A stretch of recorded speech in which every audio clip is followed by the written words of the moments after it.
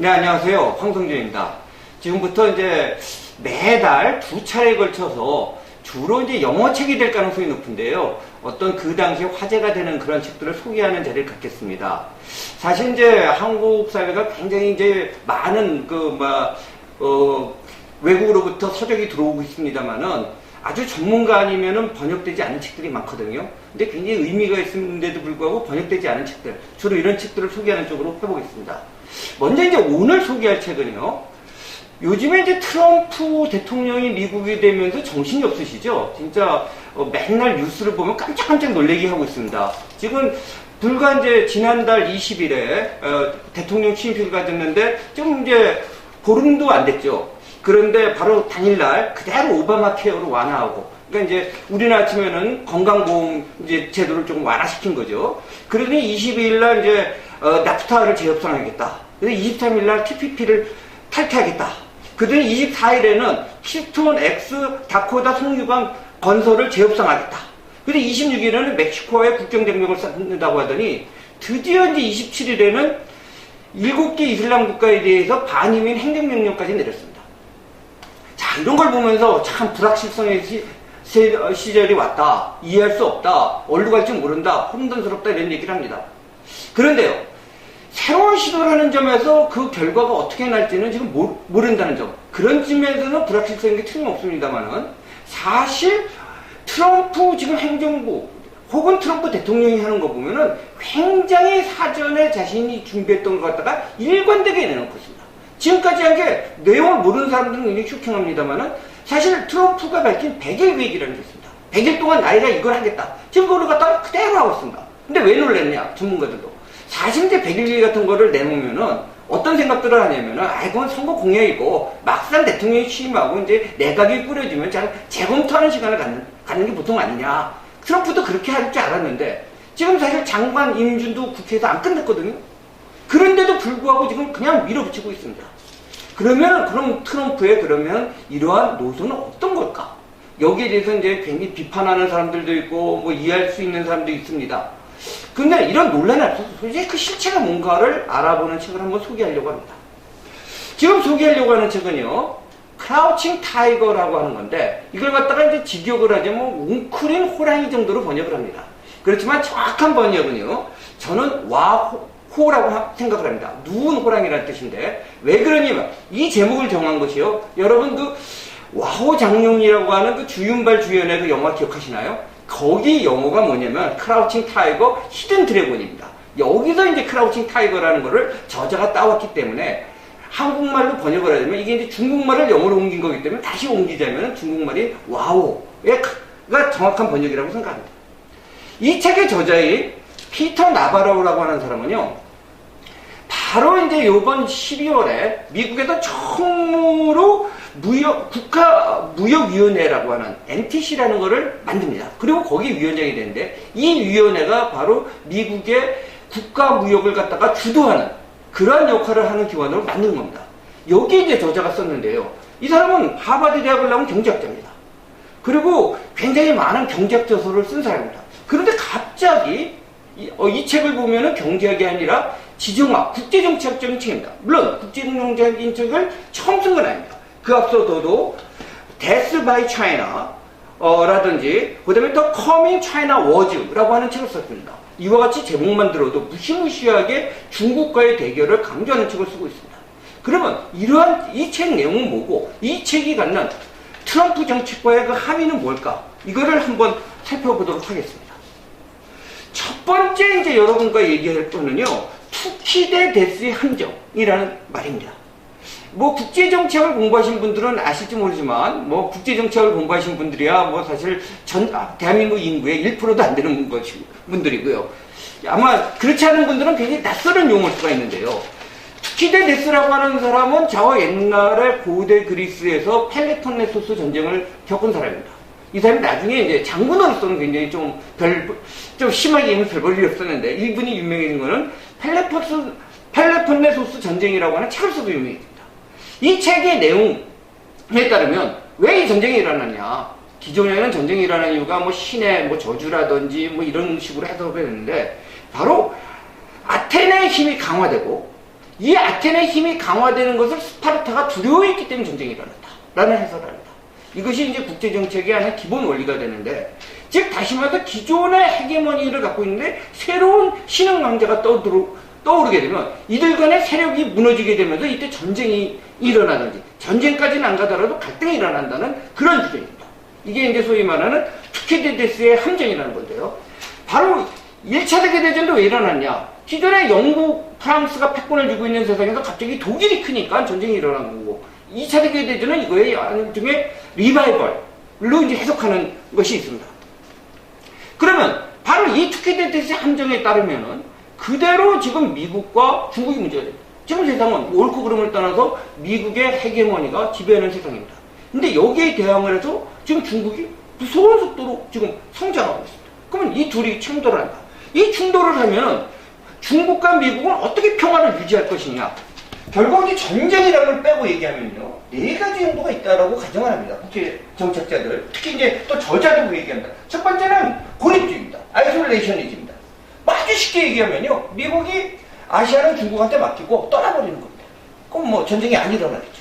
바로 이러한 요구를 일부에서는 중국 시진핑 주석이 신형 대국 관계론이라는 거를 이런 식으로 해석합니다. 이제는 이제 아시아는 중국 거니까 아시아는 중국이 담당하고 미국은 저 아메리카 가서 있어라. 근데 미국은 이거 용납하기가 힘들어요. 두 번째는 엔게이지먼트. 지금까지 주로 뭐 클린턴 행정부라든지 오바마 행정부, 심지어는 부시 행정부가 했던 것입니다. 이거는 뭐냐면 중국이 개입해 가면은 결국 중국에서도 경제가 좋아지면 중산층이 생기고, 중산층이 생기면 시민사회가 형성되고, 시민사회가 형성되면 정보가 활성화되고, 그건 중국도 자유민주주의적으로 발전할 거다. 근데 중국이 이제 자꾸 경제를 현재는 보호무역주의적 성향을 띠고 있지만 결국은 자유무역으로 갈 거다. 그러니까 중국과 좀 잘 지내자, 이런 주장이었습니다. 근데 현재 여기에 대한 논의는 제가 여기서 길게 하지 않습니다만은 트럼프 행정부의 주역들은 이것은 실패했다고 보고 있습니다. 그 다음에 이제 세 번째가 그랜드 바겐입니다. 어떻게 이제 트럼프가 좋아할 수 있는 건데요. 저자는 이게 안 된다고 봅니다. 그랜드 바겐이 뭐냐? 협상을 통 크게 하는 겁니다. 자, 여기서 통 큰 협상이 뭐냐? 노골적으로 해서 대만입니다. 자, 대만 중국한테 줄 테니까 중국이 대만 통일하고, 대신 미국이 갖고 있는 몇 가지 전진기지들, 그러니까 미국의 이해를 중국이 양보해라. 그래서 통 크게 협상하자. 이게 왜 안 되느냐? 항상 이게 좋은 것 같아요. 이게 과거같이 그냥 밀실에서 외교관들이 협상할 때는 가능한데요, 현대사에서 이게 굉장히 불가능해요. 왜냐? 첫째, 협상을 했다가 협상이 지켜진다는 보장이 있습니까? 과연 중국이 대만을 확보했다고 쳐서 남중국해 문제를 포기할까요? 두 번째, 이렇게 대바게닝을 했다 하더라도 자국 국민들을 설득할 수 있을까요? 미국 입장에서는 대만을 포기했다? 미국인들이 납득할까요? 그다음 중국에서는 남중국해를 포기했다? 중국 사람이 납득할까요? 잠정적인 결과는 가져올 줄 몰라도 궁극적인 평화는 못 가져온다. 그러면 트럼프는 뭘 할 거냐? 결국 이거다. 힘을 통한 평화다. 강한 억제력을 통해서 중국이 나오는 걸 막겠다. 이런 소리를 하고 있습니다. 결국 이제 4가지 문제가 있는데 그 중에 4번째가 트럼프 행정부가 측한 답이다. 이게 있습니다. 그러면 기존에 이제 중국과 미국에서 군사적인 문제에서의 중국의 전략은 뭐냐? 이건 이제 군사 문제를 아시는 분들은 잘 아는데요. 흔히 한국에서 A2AD 전략이라고 되어 있죠. 이걸 갖다가 쭉 풀면은 안티, 억세스, 에어리얼, 디나이. 직역을 하면은 반접근, 지역 거부 전략입니다. 이게 무슨 소리냐? 뭐 이거 신문지상에도 나오고 그러는데 뭐 이게 무슨 소리인지 모르고 넘어가신 분들도 있을 겁니다. 여러분들 이제 지도를 하나 이제 한번 보면서 얘기를 하겠습니다. 자, 지도 한번 이제 이거 좀 비춰주시고요. 이 지도를 보면은 중국이 선언한 거는 이게 일도련선이라는 게 있습니다. 그러니까 첫 번째 방어선입니다. 이게 어디면 일본에서 오키나와, 센가쿠 열도, 타이완을 지나서 필리핀, 베트남으로 이어지는 겁니다. 이게 일도련선. 근데 이 도련선은 일본 중부에서 여기는 자랑 조그만 섬이 있다면 이오지마섬, 우리가 관광으로 잘 가는 사이판, 괌에서 보르네오 쪽으로 연결되는 산입니다. 중국의 현재 전략은 뭐냐면 1방어선에서 우선 막아내고 이제 2방어선으로 가고 나중에 이제 패권을 장악한다는 3단계 전략인데, 그럼 현재에서 이 전략은 뭐냐? 1방어선 안으로 미국이 들어오는 거를 못하겠다. 안적시시하겠다. 그리고 들어오면은 몰아내겠다. 이것도 이해 안 될 수 있습니다. 아주 시험적인 얘기가 아니라, 자, 미국 이건 뭡니까? 거대 항공모함 전단을 갖고 있죠? 이 방어선 안을 두면 이 항공모함 전단이 못 움직이게 하겠다. 뭘로? 우선 미사일로, 잠수함으로, 기뢰로. 그래서 한 대 대 한 대끼리 싸우면 아직 중국이 안 되지만, 적어도 미국이 오는 거는 접근을 막고 그 지역에서 몰아낼 수 있다. 적어도 일도변에서. 이게 중국이죠. 물론 요즘에 랴오닝호라고 해서 항공모함을 만들었죠. 그렇지만 이제 이게 시작이라는 의미에서 굉장히 중요한 의미를 갖습니다만은, 아직 랴오닝호 정도로 지금 미국의 함대와 맞서 싸울 수 있을 거라고는 중국 스스로 생각합니다. 거기 때문에 나온 것이 바로 이 A2AD 전략입니다. 자, 이쪽에 최소한 우리가 가서 대항에 가서 지금 정면으로 미국 함대랑 못 붙을지 몰라도 가까이 오는 거 우리가 막을 수 있다. 더군다나 이런 미사일이 워낙 발전했기 때문에 이런 주장을 합니다. 그러면 여기에 대해서 미국은 어떻게 맞서느냐? 미국은 이 A2AD 전략에 미국이 맞서는 기존 군사 전략은 크게 두 가지가 있습니다. 하나는, 첫 번째는 소위 말하는 에어시 배틀, 한국에는 그대로 보면 공해전이라고 합니다. 그 다음에 두 번째는 오프쇼어 컨트롤입니다. 네, 뭐 아주 세부로 들어가면 이 가운데도 굉장히 베리에이션이 많습니다만은, 아주 그냥 단순화시켜 설명하면은, 이 에어시 배틀이라고 하는 것은 이제 사실은 이제 전 유럽에서 옛날에 소련의 전차군단을 막기 위해서 만든 공지 전투, 그러니까 여기서는 에어랜드죠. 배틀을 갖다가 바다로 오는 겁니다. 즉 공군과 해군이 합동전을 했다는 건데, 이렇게 하면 이해가 안 되실 거고, 그다음말로 압도적인 물력과 제공권을 바탕으로 처음에 들어가서, 첫 번째 여기서 목표는 이 단계가 나눠집니다. 첫 번째, 개전을 시작하자마자 전격적으로 C4IRS 시스템을 붕괴시킨다. C4, 그러니까 뭐 보통 이제 4C가 아니라 C4라고 그러죠. 즉, C라고 하는 것은, C4라고 하는 건 커맨드, 컨트롤, 커뮤니케이션, 컴퓨터. 즉, 명령, 통제, 통신, 컴퓨터망을 붕괴시켜버리고, I, 인포메이션, 레커버넌스, 서베일런스, 즉 정보와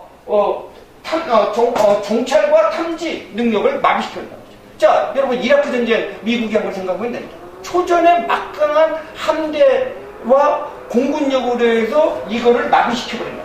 근데 두 번째, 이걸 마비시킨 게 뭐냐면 바로 A2AD를 할 가장 기본 능력은 미사일 기지죠. 그래서 그 다음에 미사일 기지를 마비시킨다, 괴멸시킨다. 세 번째, 굳이 말하면 일부 미사일이 날아오면 미사일을 갖다가 여기서 요격한다. 이 능력을 바탕으로 해서 이들의 A2AD 방어를 붕괴시켜버리고 그대로 가서 그냥 중국을 초토시켜서 한 골 만들어내라. 이러는 겁니다. 그런데 이 공해전투가 굉장히 주류적인 의견이었는데, 최근에 와서는 오프쇼어 컨트롤론도 강하게 되고 있습니다. 왜냐?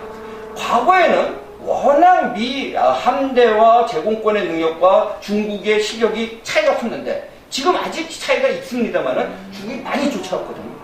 그러니까 이런 식으로 항공모함 전단이 가다가 그야말로 덩풍으로 불리는, 덩풍 시리즈로 불리는 그 중국의 지대한 미사일 같은 게 날라오면은 항공모함도 한 번에 갈 수 있다.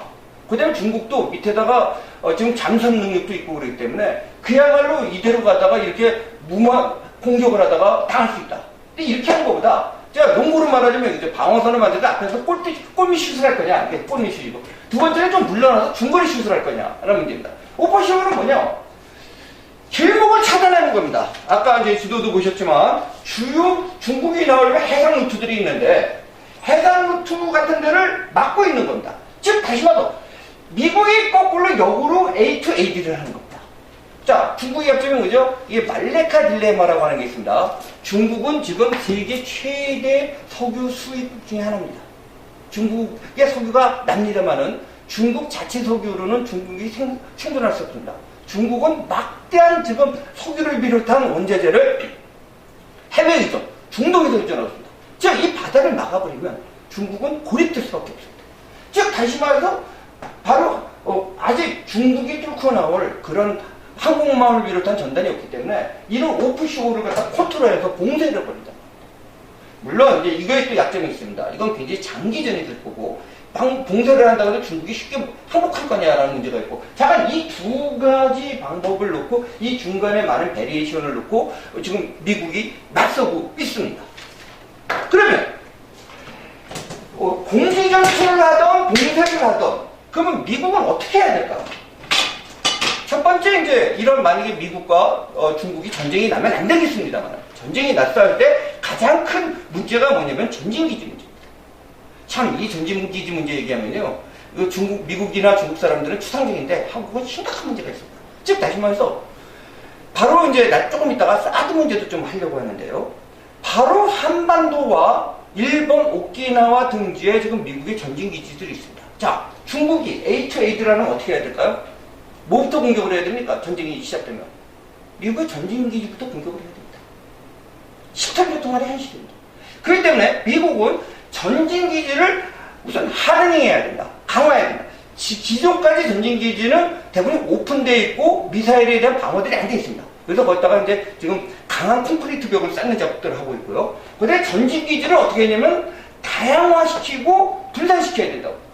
즉, 괌 같은 기지가 있을 때 여러분들 진주만 습격이 있죠? 곳에 한 군데 미국이 몰려있는데 기습 공격을 당하면 어떻게 되죠? 그럼 미국 한타가 괴멸당합니다.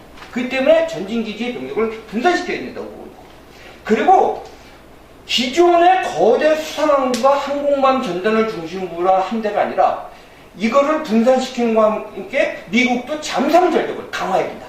이런 식으로 지금 나오고 있습니다. 그러면 여기서 이제 저자는, 이 책의 저자는 한국의 사드 문제에 대해서 심각하게 얘기를 안 합니다만은 이 논리선상에서 계속 보면 이렇게 됩니다. 중국은 왜 이렇게 사드에 민감하냐? 지금 기술적으로 한국에 배치된다면, 한반도에 배치되는 사드가 중국이 미국을 향한 대륙간탄도탄을 요격할 수가 없습니다. 고도당. 근데 문제는 주한미국입니다. 결국 중국과 미국이 충돌이 벌어지면은 주한미국인데, 지금 사실은 다 알려진 비밀이라는 말이죠. 다 알려진 비밀. 지금 해림장성 같은 경우에 동풍 미사일들이 지금 한반도 오산기지와 평택기지를 향하고 있습니다. 즉, 북핵도 막는 거지만 바로 중국이 미군 기지를 공격하면은 미군 기지를 물론 사드를 붙여서 100% 막는 건 아니지만 세상에 100% 막는 건 없습니다. 그죠? 예를 들어 뭐 골키퍼가 있다 골이 안 들어가는 거 아닙니다. 그죠? 골키퍼가 서 있는 것과 골키퍼가 안 서 있는 거하고는 그 슈팅 찬스에서 굉장히 확률상 다른 얘기가 되죠. 그러한 사드가 배치되는 거. 그러면서 중국의 A2AD 전략이 굉장히 무력화될 것을 우려하고 있다라고 볼 수 있습니다. 그래서 이 책의 저자는 뭘 주장하냐면요, 아까도 했지만 이러한 미국의 전진기지를 분산시켜야 되고, 그 다음에 전진기지를 방어하기 위해서 MD, 미사일 디펜스죠, 요격망을 갖춰야 된다. 이게 한 이슈 문제입니다. 그리고 두 번째, 미국의 아까 말한 공해 전투를 마비시키기 위해서는 정보망을 붕괴시켜야 되는데, 미국의 정보망은 주로 우주선을 통해서 됩니다. 그렇기 때문에, 그런데 현재 우주 개발을 미국이 거의 중단하고 있기 때문에, 중국이 계속 우주 개발하기 때문에 이대로 가면 우주 전력이 떨어지면은 이 지상전에도 문제가 된다. 그래서 우주 개발을 재개하자. 아마 트럼프가 지금 밀고 나가는 추산대로라면 아마 나사라든지 기타 등등을 우주 개발을 다시 시작할 거로 보입니다. 그리고 아까 말씀하신 것처럼 잠수함 능력을 강화해야 되고, 그 다음에 요즘에 이제 F-35 얘기 나오죠. 한국에도 도입될 걸로 보이고, F-35 간격을 또 트럼프가 협상해서 지금 어마어마하게 깎았지 않습니까? 왜냐? 과거에는 굉장히 우수한 전투기를 소량 보유하는 걸 중심으로 했는데 이제 숫자도 중요하다. 왜냐? 중국의 A2AD 전략의 핵심 중에 하나는 벌떼 작전이 있습니다. 성능은 떨어지지만 수로 밀어붙이는 거죠. 그렇기 때문에 암만 성능이 좋아도 떼거지로 몰려드는 게 힘들기 때문에 숫자를 어느 정도 확보해야 된다. 그래서 F-35를 좀 대량 생산하는 물론 F-35가 그렇게 낮은 등급은 아닙니다만은 과거에 이제 F-22 랩터보다는 조금 가격이 굉장히 상대적으로 싸죠. 이거를 굉장히 강화한다. 그러면 여기서 또 하나가 나옵니다. 힘, 파워라는 거죠. 그러면 이제 오늘의 이제 왜 이런 무역 전문가 이런 소리를 했는가? 어떤 연관이 있나를 이제 마지막으로 보겠습니다. 파워는 물론 여기서 파워는 하드 파워입니다. 뭐 조셉 레이라든지 그래서 뭐 소프트 파워를 얘기합니다만 여기서는 순수하게 하드 파워를 얘기해요. 하드 파워는 군사력과 경제력으로 구성됩니다. 그리고 군사력이라는 건 경제력을 바탕으로 해야 됩니다. 그런데 지금 같은 무역 관계가 계속되면은 문제가 있다고 합니다. 그래서 중국에 대해서 무역 관계를 리밸런싱하겠다. 우리나라에서는 지금 보호무역주의를 트럼프가 한다고 하는데요. 트럼프 진영은 어쨌든 전략적으로 그 말을 쓰는 걸 되게 싫어합니다. 자기네들이야말로 자유무역주의라고 봅니다. 다만 지금 중국이 계속 중상주의적 노선을 취하고 있기 때문에 이것과 평양을 맞춰야 된다라고 주장을 하고 있고요. 그 다음에 세금 개혁을 주장합니다. 즉 법인세를 낮춰서 미국 기업을 길러야 된다. 그리고 세 번째, 산업 스파이나 지적 재산권 침해가 심각하다고 보고 있고 중국에 의한 여기에 대해서 제로 톨러런스 참지 않겠다라고 합니다. 근데 왜 제조업을 강조하느냐? 여기서 이제 한국의 경제만 하신 분들은 요즘 세상은 4차 혁명 시절인데 뭐 미국이 이제 제조업을 한다고 해도 되느냐라고 하는데요. 이게 또 군사적 문제가 있습니다. 자, 막상 전쟁이 일어난다고 보십시오. 2차 대전 때 왜 미국이 이겼습니까? 물론 여러 가지가 있지만 막강한 제조업이었습니다. 단순히 돈만 있다는 게 아니라 돈 있다고 땡카 만들어지는 거 아닙니다. 일반이 초전에 이겼어도 결국 막대한 그 생산력으로 압도적인 생산력으로 있는데 지금 미국의 제조업이 흉흉하게 있습니다. 자동차 다 가고 있습니다. 자동차 못 만들어서 어떻게 그 군용 차량을 만들고 탱크를 만듭니까? 항공기 산업 떠나고 있습니다. 그렇기 때문에 바로 이 선거도 있지만 이 제조업을 어느 정도 갖춰놔야지 이 군사력의 파워를 가질 수 있다. 이렇게 이 저자도 보고 있고 트럼프 행정부는 보고 있습니다. 자, 가장 좋은 거는요, 제 소개를 떠나서 이제 책을 직접 읽어보시는 겁니다. 근데 이제 읽어보시더라도 그냥 이 사전 지식 없이 읽는 것보다는 아마 제 얘기를 듣고 아마 읽으시면은 보다 이해가 좀 빠를 거라고 생각합니다. 좌우간 지금 대한민국은 굉장히 험한 위치에 있습니다. 지금 미국의 변화라고 하는 것은 단순히 미국의 변화가 아닙니다. 이것은 어쨌든 간에 실통조통 간에 이 동북아에 어마어마한 영향을 미칩니다. 특히 미국은 왜 중국을 이렇게 보냐면요. 이 얘기를 오늘 이제 마지막으로 보려고 하는데요. 미국의 안보를 위협하는 존재는 보통 4가지 정도를 미국이 얘기합니다. 순서에 관계없이 얘기하면요. 우선 이제 러시아는 많이 전통적인 거죠. 과거에 소련이었고. 근데 러시아의 위협은 결국 유럽 문제다. 러시아가 중앙아시아라든지 동유럽에서 어느 정도 힘을 발휘할지 몰라도 전체적인 판국에 미국에 도전할 힘은 없다. 그렇기 때문에 나토 더군다나 분담금을 독일 같은 데서 안 내고 있기 때문에 그쪽이 좀 알아서 해라라는 것이고, 두 번째 이제 IS 문제가 있죠. IS뿐만 아니라 이제 이슬람 근본주의. 이들의 테러 아프긴 아픕니다만은 이 테러 당한 데서 미국이 망하지 않는다고. 그리고 이거는 직접적으로 가서 뭐 팽작을 해갖고 쉽게 해결된 문제가 아닙니다. 즉 이거는 수술로 치료하는 것보다는 결국 뭐 장기간 관리해서 완화시켜야 되는 문제이기 때문에 이것도 아니고. 그럼 그 다음에 이제 세 번째 뭐 북한이라든지 이란 같은 이제 소위 말 미국 입장에서 보는 불량 국가들 문제인데 이들도 좀 종속적입니다. 결국은 미국의 패권에 지금 도전하는 세력은 중국이고, 따라서 중국이 첫 번째 가상 적이라는 입장을 이 나바로, 이 책의 저자의 나바로뿐만 아니라 지금 마이클 플린이라고 하는 지금 국가안보 보좌관이 된 사람이라든지, 또 마이클 플린스는 또 더 필드 오브 배틀, 한국에는 전장이라고 번역하기도 하는 책이 있는데요. 그 책도 보면은 이런 얘기가 소상하게 나와 있습니다. 그러면 기존의 피보트 아시아로의 회기, 이 오바마는 어떻게 될까요? 바로 이 피보트 아시아는 올바르다고 평가합니다. 근데 뭐가 틀렸냐? 말로만 했다. 그리고 군사력을 바탕으로 하지 않았다. 그렇기 때문에 그야말로 본격적인 제대로 된 피보트 아시아를 하겠다. 그런 의지를 담은 이야기들이 책에 실려 있습니다. 자, 오늘은 뭐